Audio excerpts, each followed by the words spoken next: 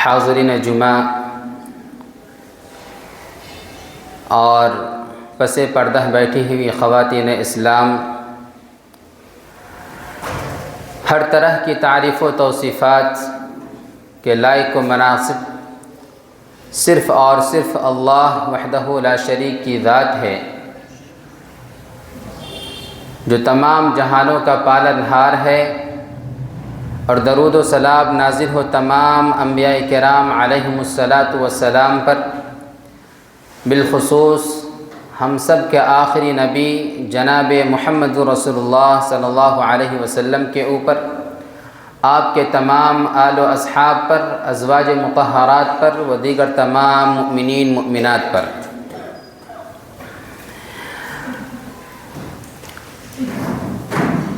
حاضرین جمعہ، آج کے خطبہ جمعہ کا موضوع ہے گناہوں کے نقصانات۔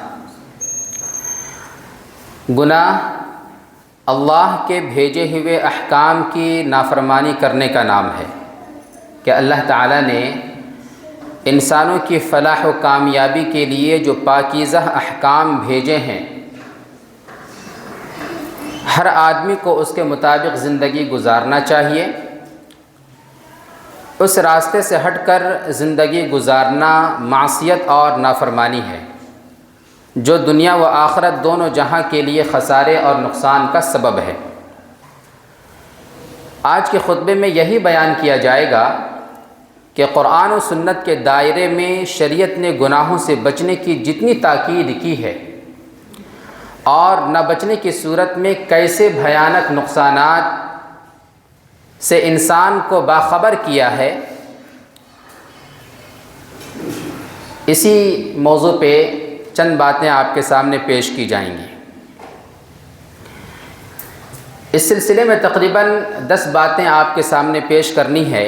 ان میں سے نمبر 1 یہ ہے کہ ہر طرح کے گناہوں کو چھوڑ دینا چاہیے۔ وہ گناہ چاہے کھلم کھلا ہو، اعلانیہ ہو، یا وہ چھپ کر ہو، اللہ تعالیٰ انسانوں کے ہر عمل سے اچھی طرح واقف ہے۔ اسی لیے اللہ تعالیٰ قرآن کریم میں ہر طرح کے گناہوں کو چھوڑنے کی تاکید کی ہے، اور سورۃ الانعام آیت نمبر 120 میں ارشاد فرماتا ہے کہ وَذَرُوا ظَاهِرَ الْإِثْمِ وَبَاطِنَهُ،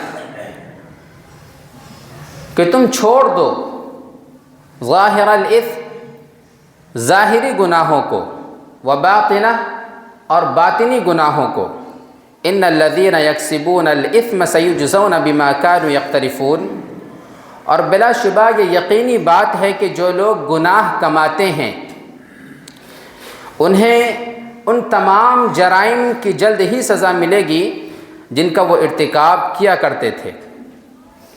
اہل علم نے لکھا ہے کہ ظاہری گناہوں میں وہ گناہ بھی داخل ہیں جو انسان اپنے ظاہری اعضاء سے کرتا ہے۔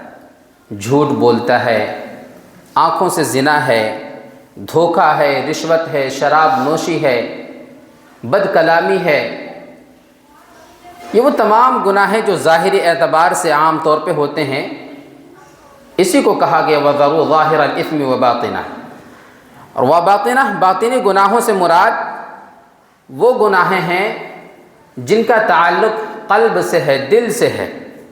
مثلا حسد کرنا، ریاکاری کرنا، دکھلاوا جسے کہتے ہیں، اسی طریقے سے تکبر، انانیت، بغض، دوسروں کا برا چاہنا وغیرہ۔ نبی کریم صلی اللہ علیہ وسلم سے گناہ کے متعلق سوال کیا گیا کہ گناہ کہتے کس کو ہیں؟ ہم کیسے سمجھیں گے کہ یہ گناہ ہے؟ جس کو قرآن و سنت نے نشاندہی کر دی ہے وہ تو بالکلیہ طور پر اس کے لیے کوئی شک و شبہ کی گنجائش نہیں ہے، لیکن بہت سارے معاملات ایسے ہیں جو گناہ میں داخل ہوتے ہیں، اور اس وقت آپ کو سمجھ میں نہ آ رہا ہو کہ یہ گناہ ہے یا نہیں،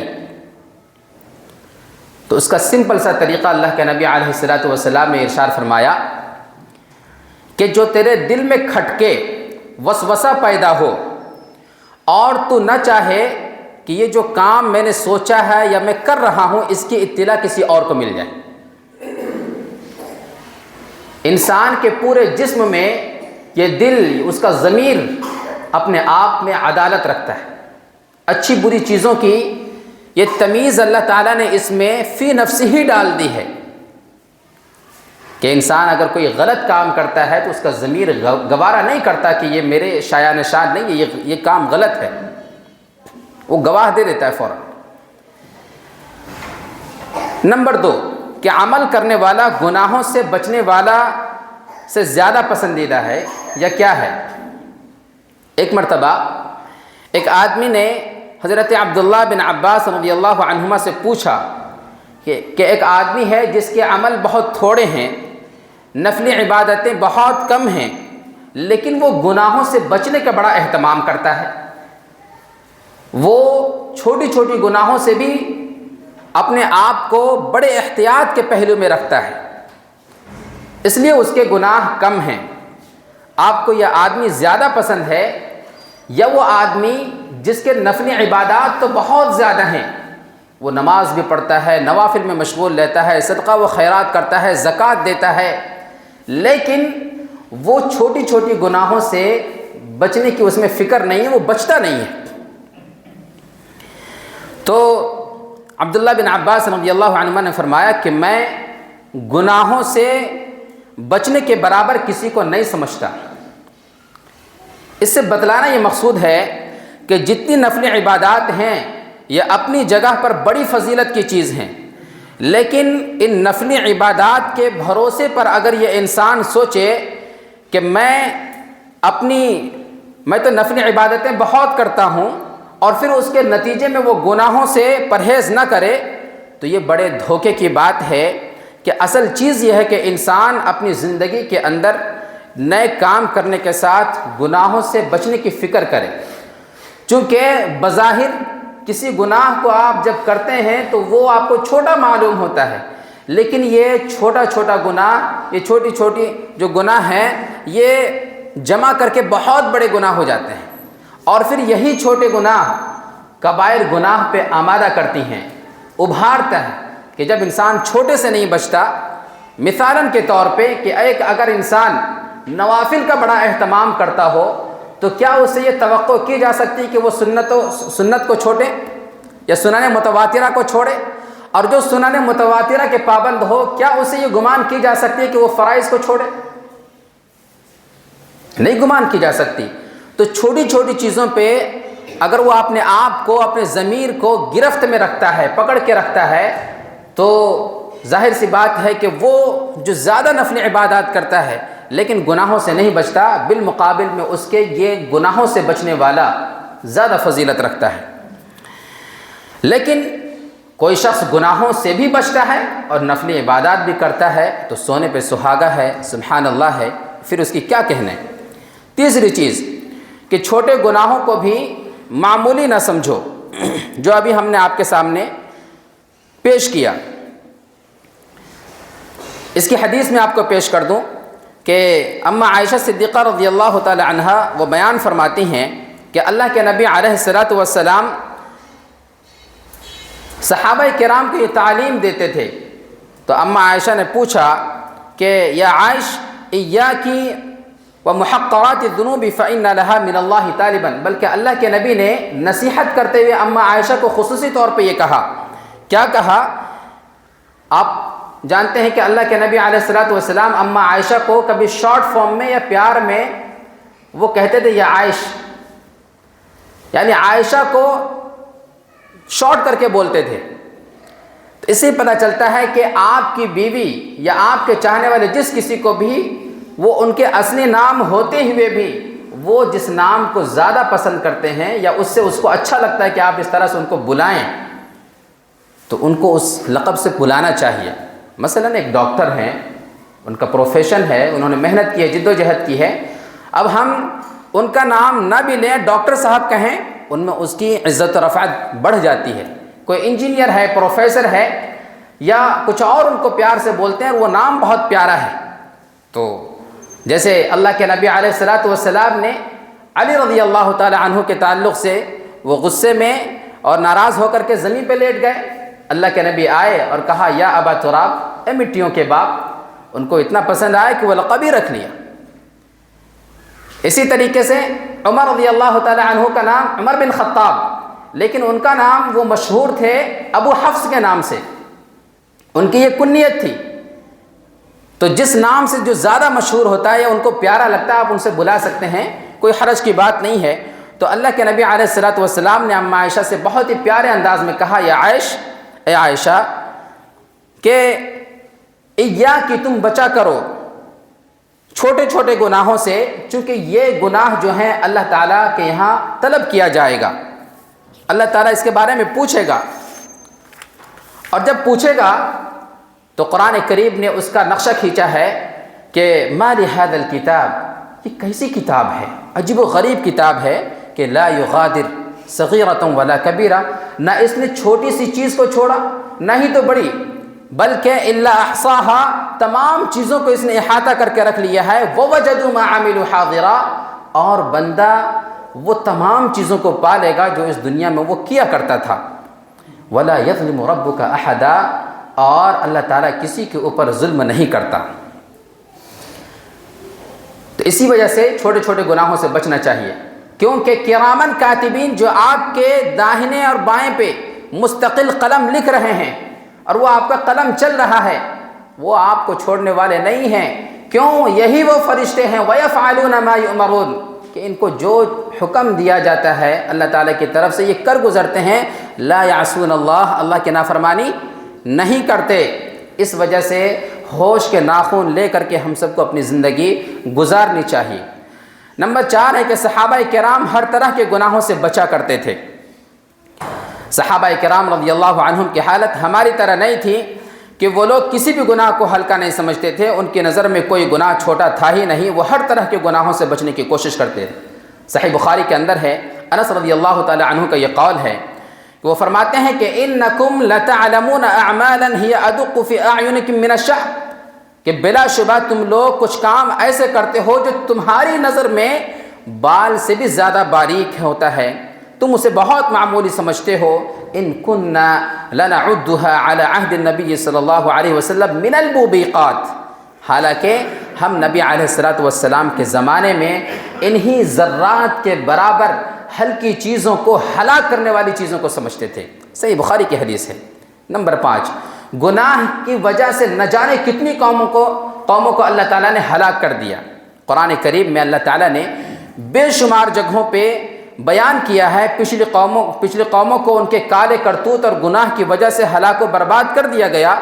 بعض کو سخت ترین عذاب میں مبتلا کیا گیا، کسی کو اسی دھرتی سے صفحہ ہستی سے مٹا دیا گیا. اللہ تعالیٰ نے یہ سب تمام واقعات کو قرآن کریم نے بیان کیا ہے. اس امت کو تنبیہ فرمائی ہے ان کے ذریعے سے کہ وہ ان واقعات سے عبرت حاصل کریں، گناہوں سے اور اللہ کے نافرمانی سے بچنے کی کوشش کریں، کہیں ایسا نہ ہو کہ ان پر اللہ تعالیٰ کا عذاب آ جائے. ایک جگہ اللہ تعالیٰ ارشاد فرماتا ہے کہ کم تراکم من جنات وعیون، کہ کتنے ہی باغات اور چشمے ایسے ہیں کہ جو وہ چھوڑ گئے. وزروع ومقام کریم، اور کھیتیاں اور شاندار گھر عالیشان. ونعمت کانوا فیہا فاکہین، اور اس کے اندر بے شمار ان کی نعمتیں تھیں. کذالک واورثناها قوما آخرین، کہ باغات چشمے اس وقت کے دور پہ جن کے پاس باغات ہوا کرتے تھے، بڑے بڑے باغات چشمے اس کے اندر ہوتے تھے، وہ مالک ہوا کرتے تھے.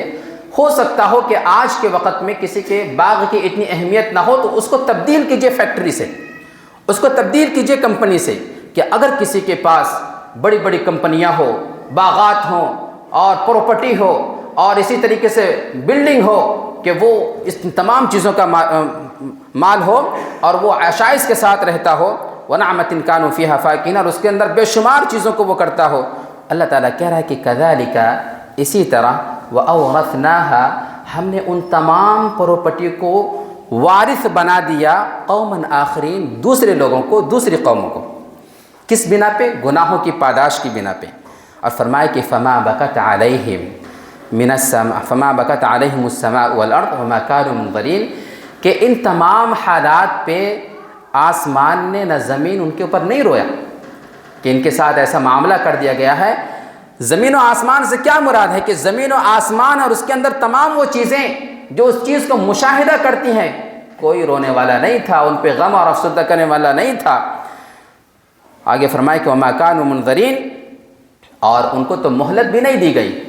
اللہ تعالیٰ جب پکڑنے پہ آتا ہے تو مہلت بھی نہیں دیتا ہے۔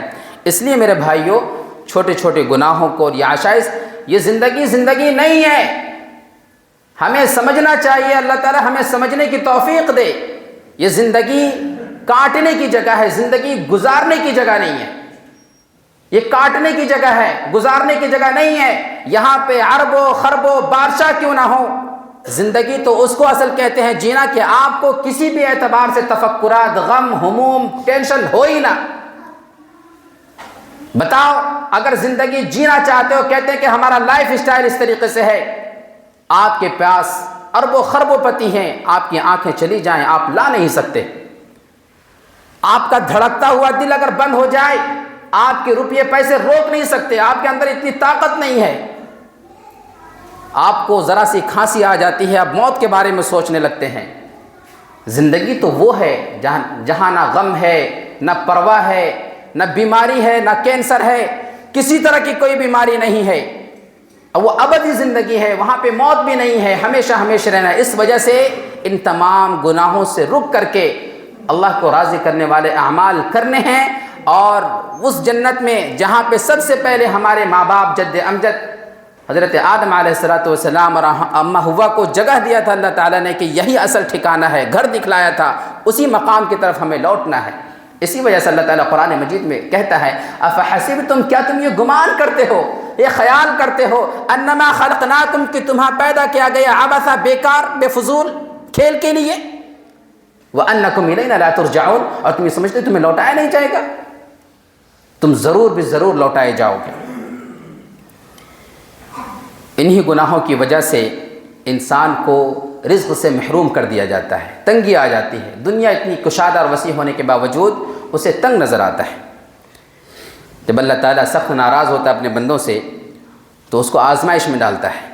لیکن میرے بھائیوں، دعا ایک ایسی چیز ہے کہ اللہ تعالیٰ نے کہا کہ اگر کوئی چیز قضا و قدر کو ٹال سکتی ہے، ختم نہیں، ٹال سکتی ہے، ادھر سے ادھر کر سکتی ہے، تو وہ صرف دعا ہے۔ اللہ کے نبی نے فرمایا الدعاء مخ العبادہ، الدعاء مخ العبادہ، کہ دعا عبادتوں کا مغز ہے، نچوڑ ہے۔ جو آپ عبادتیں کرتے ہیں ان کی اجر میں، ان کی مزدوری کو اللہ تعالیٰ سے رات کی تنہائیوں میں گڑ گڑا کر کے مانگا کریں۔ یا اللہ، ملک الملوک آپ ہی ہیں، بادشاہ آپ ہی ہیں، آپ کے خزانے میں کوئی کمی نہیں ہے، اگر تو عطا کر دے کوئی روکنے والا نہیں، تو روک دے کوئی دینے والا نہیں۔ وہ رب ایسا ہے، اس سے ایک مانگو دے ہزار، اس سے ہزار مانگو دے کروڑوں۔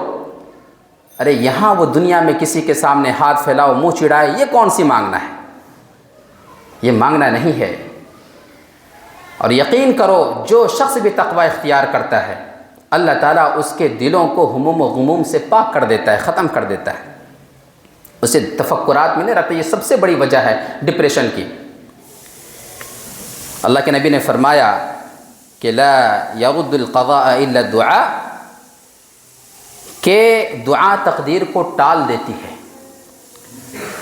ولا یزید فی العمر الا البر، اور عمر میں اضافہ کرنے والی کوئی چیز نہیں ہے سوائے صلہ رحمی کے۔ نیکی کرنے کے صلہ رحمی کیا کرو، صلہ رحمی کیا کرو، قطع تعلق ہی نہ کیا کرو۔ اور آگے فرمایا کہ وَإِنَّ الرَّجُلَ لَيَحْرُمُ الرِّزْقُ بِالذَّنبِ يَذْنُبُهُ، کہ جب انسان گناہ کرتا ہے تو وہ اس وقت رزق سے محروم کر دیا جاتا ہے، یعنی وہ چیز جو اسے ملنی چاہیے وہ چیز اسے نہیں مل پاتی ہے۔ نہ ملنے کی مطلب یہ ہے آپ کو روزی مل سکتی ہے، لیکن ہو سکتا ہو کہ وہ کوالٹی ملنا تھا وہ کوالٹی نہیں ملا، اس میں آپ کو وہ ہو چکا ہے، اس کی کیفیت کیا ہے نہیں معلوم۔ بہرحال حدیث کے جملے ہیں، ہمیں اس پہ ایمان ہے۔ ساتویں چیز یہ ہے کہ جب گناہ زیادہ ہو جائیں تو نیک لوگوں کے ہوتے ہوئے بھی اللہ تعالیٰ عذاب بھیج دیتا ہے۔ جب عام طور پہ لوگ گناہوں میں مبتلا ہو جائیں اور اللہ کی نافرمانی کرنے لگیں اور اللہ کے نیک بندے بہت کم ہو جائیں تو پھر اللہ کا عذاب آئے گا اور سب کو ہلاک و برباد کر دے گا، اس عذاب سے کوئی بچ نہ سکے گا۔ چند لوگوں کی نیکی بھی اس عذاب کو روک نہیں پائے گی۔ حضرت زینب بنت جحش نے نبی کریم صلی اللہ علیہ وسلم سے پوچھا، کب پوچھا؟ اس سے پہلے ذرا ہم چلتے ہیں، یہ حدیث کا میں نے ٹکڑا لیا ہے موضوع کی مناسبت سے۔ اللہ کے نبی روایت میں مختلف ہے کہ کہیں سے آئے یا نیند سے بیدار ہوئے تو گھبرا کر کے زینب بنت جحش کے پاس آئے اور گھبرا کر کے وہ کہنے لگے کہ لا الہ الا اللہ، کہ اللہ کے سوا کوئی معبود برحق نہیں ہے اور عرب کے لیے ہلاکت وغیرہ ہے۔ اس کے بعد کہنے کے بعد زینب بنت جحش نے کہا رضی اللہ عنہا نے کہ انہلک وفینا الصالحون، اے اللہ کے رسول کیا ہم لوگ مار دیے جائیں گے، ہلاک کر دیے جائیں گے، برباد ہو جائیں گے؟ قال نعم، اللہ کے نبی علیہ الصلوۃ والسلام نے فرمایا کہ ہاں۔ اذا کثر الخبث، زینب بنت جحش نے کہا کہ ہم لوگوں کے درمیان نیک لوگوں ہونے کے باوجود ہم لوگ مار دیے جائیں گے؟ اللہ کے نبی نے ہاں مار دیے جائیں گے۔ کب؟ اذا کثر الخبث، کہ جب برائی سر چڑھ رہی ہو اور بالکل منظر عام پہ آ گئی ہو، کھلم کھلا ہو رہا ہو۔ آج ہم دیکھیں اپنے آپ کو ٹٹولیں کہ ہم کس کیٹیگری میں ہیں اور ہم کس دنیا میں ہیں کہ ہمارے ساتھ کیا ہو رہا ہے، ہم کیا چیز دیکھ رہے ہیں۔ اللہ کے نبی نے فرمایا کہ ایسے حالات میں عذاب آئے گا، لیکن عذاب چونکہ امت محمدیہ ہیں، یکبارگی امت تو ہلاک نہیں ہوگی، چونکہ اللہ کے نبی علیہ الصلوۃ والسلام نے دعا کیا تھا کہ میری امت کو ایک ساتھ مت ہلاک کیجیے، ورنہ پہلے امتوں کو دیکھیں کہ صفِ ہستی سے مٹا دیا، قوم لوط ہے، قوم عاد ہے، پورا قوم جو ہے پوری قوم ختم ہو گئی۔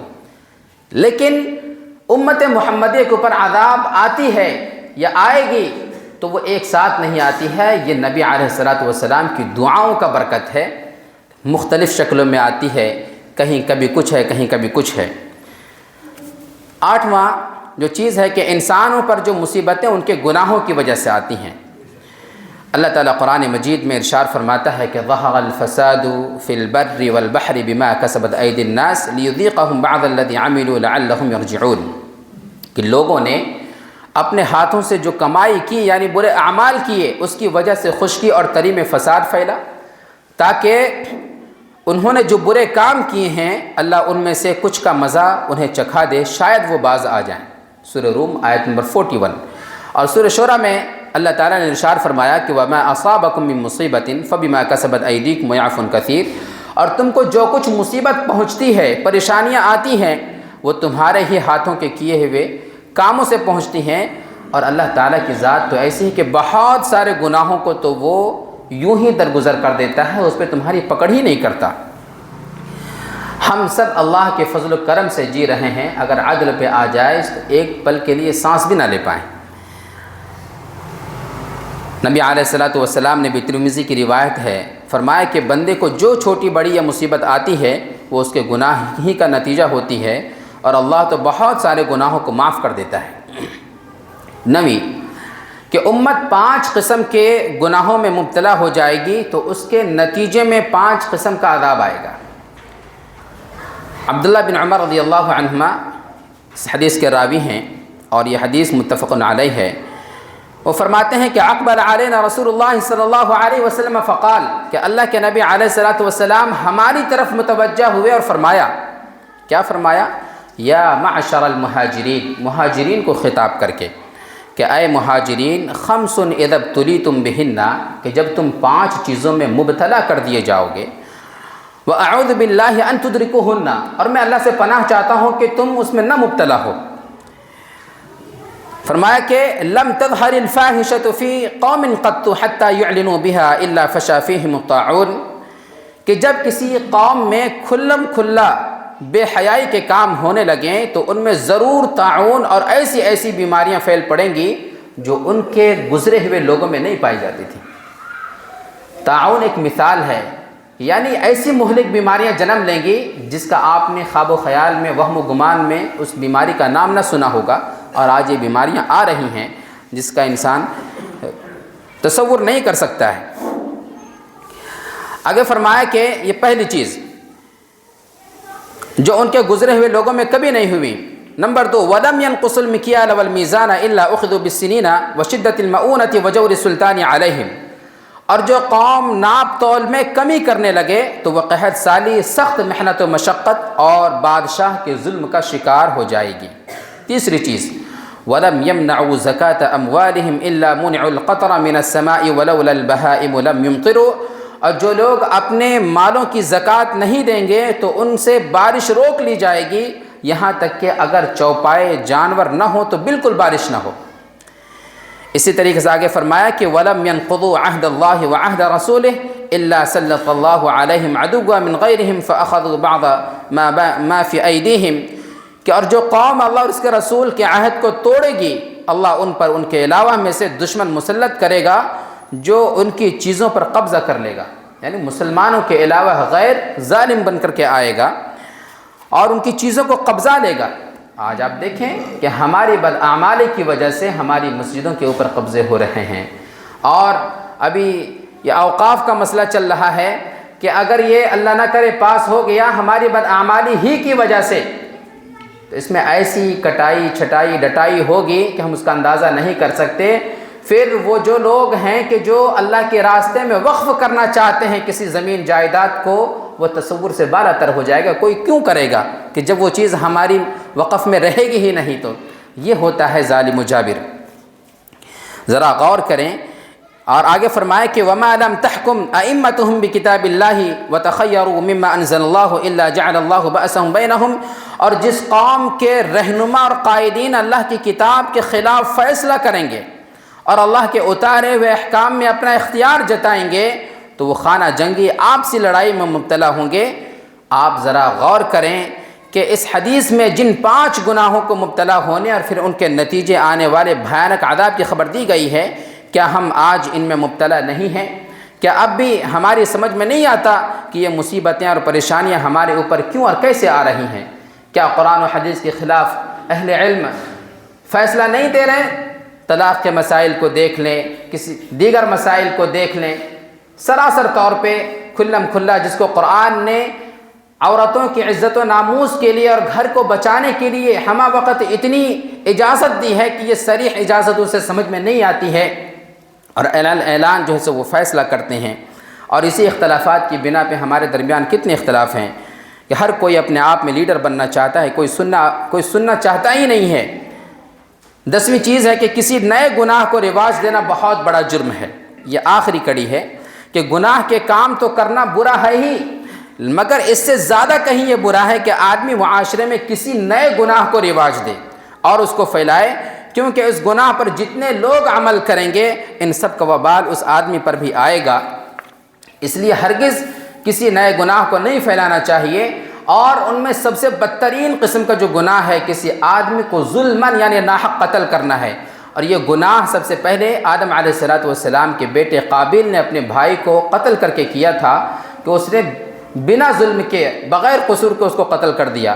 نبی علیہ السلام نے فرمایا کہ لیس من نفس تقتل ظلما الا كان علی ابن آدم الاول کفل من دمها لانه كان اول من سن القتل، جو آدمی بھی ظلما قتل کیا جائے گا، ناحق قتل کیا جائے گا، اس کا گناہ آدم علیہ السلام کے پہلے بیٹے قابیل کو بھی ہوگا، کیوں؟ اس نے ظلما قتل کے گناہ کو رواج دیا ہے۔ بخاری عبداللہ بن مسعود رضی اللہ تعالی عنہ ان کے اس حدیث کے راوی ہیں۔ بے شمار گناہ ہیں جو فروغ میں آ رہے ہیں۔ آج کل ایک پری ویڈنگ ہمارے ملک کے جو رئیس ہیں ان کے ذریعے سے شروع ہوا ہے کہ جو احباب جن کو اللہ تعالیٰ نے دولت سے نوازا ہے، آج کل پری ویڈنگ بھی ہو رہا ہے، شادی نہیں بلکہ شادی کی جھلک آ رہی ہے، پہلے اس کے بعد اصل شادی ہوگی۔ یہ بھی ایک نئے رواج ہیں۔ بہرحال کوئی بھی ہو گناہ تو خیر ملے گا۔ بہرحال یہ کہ قرآن و حدیث کی روشنی میں ان دیے گئے خطبے کا خلاصہ میں آپ کے سامنے میں چند لفظوں میں پیش کروں کہ آج کے خطبہ میں ہمیں یہ پہلی بات یہ بتائی گئی کہ ہمیں ظاہری و باطنی ہر گناہوں سے بچنا چاہیے۔ دوسرا پیغام یہ دیا گیا کہ نفلی عبادتیں زیادہ کرنا اور گناہوں سے نہ بچنا، اس سے زیادہ پسندیدہ یہ ہے کہ آدمی نفلی عبادتیں کم کرے لیکن گناہوں سے بچے۔ تیسری ہدایت یہ دی گئی کہ چھوٹے اور معمولی گناہوں سے بھی بچنے کا اہتمام کرنا چاہیے۔ چوتھی ترغیب یہ دی گئی کہ جن گناہوں کو ہم بہت معمولی سمجھتے ہیں، صحابہ کرام رضی اللہ عنہ ان کو بہت بڑا سمجھتے تھے اور ان سے بھی بچا کرتے تھے۔ پانچویں خبر یہ دی گئی کہ پچھلی قوموں میں جن کو گناہوں کی وجہ سے سزا ملی تھی، ہمیں ان سے عبرت حاصل کرنا چاہیے۔ چھٹا سبق یہ ملا کہ جو آدمی گناہوں سے نہیں بچتا اسے رزق سے محروم کر دیا جاتا ہے۔ ساتویں نصیحت یہ کی گئی کہ جب گناہ زیادہ ہو جاتے ہیں اور نیکی کرنے والے لوگ کم ہوتے ہیں تو اللہ کا عذاب آتا ہے اور چند لوگوں کی نیکی اس عذاب کو نہیں روک سکتی۔ آٹھویں بات یہ بتائی گئی کہ اس دنیا میں انسان پر جو بھی مصیبت آتی ہے دراصل وہ انسانوں کے گناہوں کا نتیجہ ہوتا ہے۔ اور نواں سبق یہ دیا گیا کہ کھلم کھلا بے حیائی سے طاعون پھیلتا ہے، ناپ تول میں کمی سے قحط اور بادشاہ کے ظلم کا شکار ہونا پڑتا ہے، زکوٰۃ دینے سے بارش رک جاتی ہے، اللہ اور اس کے رسول کے عہد کو توڑنے سے اللہ تعالیٰ دشمن کو مسلط کر دیتا ہے، اور قوم کے قائد اور رہنما کا کتاب اللہ کے خلاف فیصلہ کرنے سے وہ آپسی لڑائی میں مبتلا ہو جاتے ہیں۔ 10واں اہم پیغام یہ دیا گیا کہ کسی نئے گناہ کو معاشرے میں رواج نہیں دینا چاہیے، کیونکہ بعد میں جتنے لوگ اس پر عمل کریں گے ان سب کا گناہ اس کو بھی ملے گا۔ لہذا آپ تمامی احباب سے گزارش ہے کہ گناہوں کے نقصانات کے عنوان پر جو باتیں قرآن و حدیث کی روشنی میں بیان کی گئی ہیں ہم ان کو اپنے سامنے رکھیں، اور جو احباب ہمارے جمعہ میں نہیں آ پاتے یا جو ہماری فیملیز نہیں آ پاتی ان کو نماز سے فارغ ہونے کے بعد گھر جا کر یہ باتیں ان کو، یہ پیغام ان کو پہنچائیں، بتلائیں، اور اللہ تعالیٰ سے ساتھ ہی دعا کریں کہ اللہ تعالیٰ ہم تمام لوگوں کو ان باتوں پر عمل کرنے کی توفیق عطا فرمائے اور ہم سب کی خدمات کو قبول فرمائے۔ باری تعالیٰ جو مقروض ہیں ان کی غیبی مدد عطا فرمائے، اور جو پریشان حال ہیں ان کی پریشانیوں کو دور عطا فرمائے۔ وہ بہنیں بیٹیاں جو نکاح کی عمر کو پہنچ چکی ہیں باری تعالیٰ ان کا صحیح جوڑا نصیب عطا فرمائے، اور مسلمان جہاں کہیں بھی بستے ہوں ان کی عزت و آبرو کی حفاظت فرمائے۔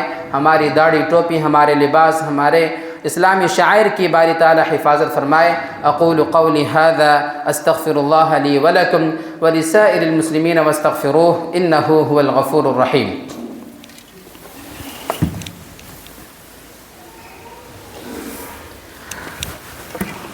ان الحمد للہ نحمده ونستعینه ونستغفره ونؤمن به ونتوکل علیہ۔ اعوذ باللہ من الشیطان الرجیم۔ اللہم صل علی محمد عبدک ورسولک وصل علی المؤمنین والمؤمنات والمسلمین والمسلمات۔ اقول قولی ھذا استغفر اللہ لی ولکم ولسائر المسلمین واستغفروہ انہ هو الغفور الرحیم۔ اقم الصلاۃ۔